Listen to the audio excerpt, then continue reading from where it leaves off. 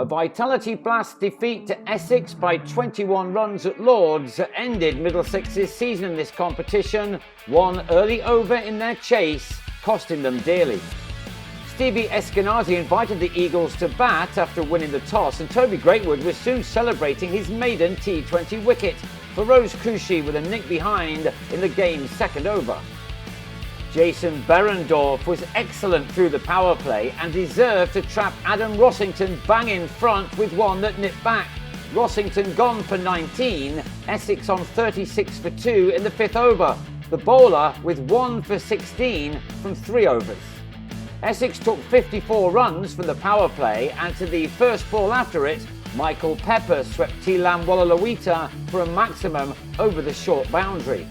Walalawita got his revenge next ball, a similar shot but with a flatter trajectory which found Martin Anderson. Pepper dismissed for 26 at 60 for 3.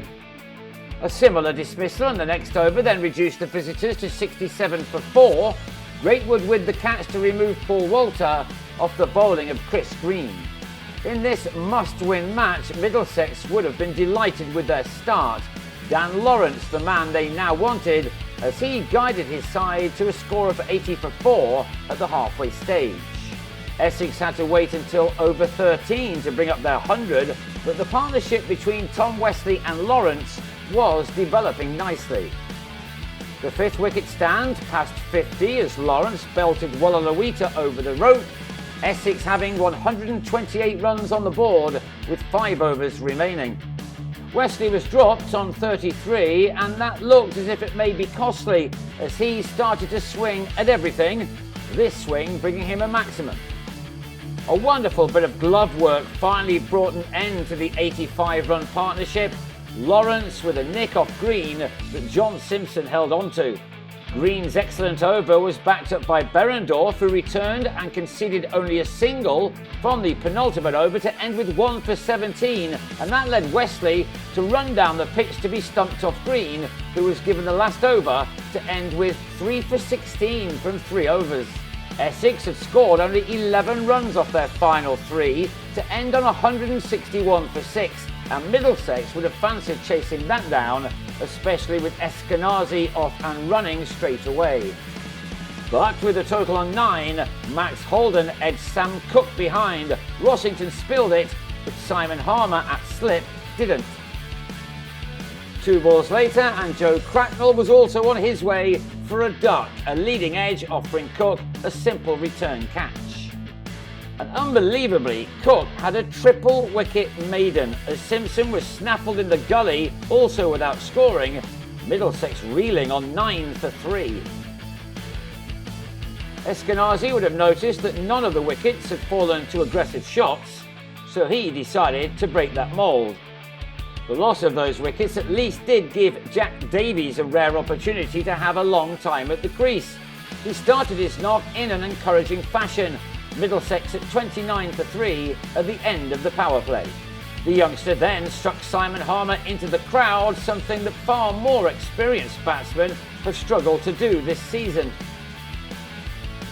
A gorgeous lofted drive had Middlesex beyond 50, and by the time they'd reached the halfway point of the chase, they had 61 runs on the board and needed 101 more from the remaining 10 overs. So shots such as this one by Eskenazi, a 6-over square cover, were required. 82 runs left to get now from 8 overs. Alas, the 4th wicket partnership ended on 86, Aaron Beard dragging a wide ball which Eskenazi could only cut straight to Cook after making 43. Green was promoted up the order but fell second ball, well held by Harmer. Middlesex on 99 for 5 with 5 overs to go and needing 63 more. But a 3rd wicket fell in the space of 6 deliveries as Davies then hauled out of Harmer, gone for a runner ball 41. And he was 4 men out in 8 balls as Luke Holman was brilliantly held off his own bowling by Harmer, the match slipping away in a flash. In the space of 13 deliveries, Middlesex lost 5 wickets for the addition of 13 runs. When Walla skied Sams to Wesley, they'd gone from 95 for 3 to 108 for 8. But hang on, in the penultimate over, Berendorf threw the bat and connected brilliantly to smash Sams into the stands, not once,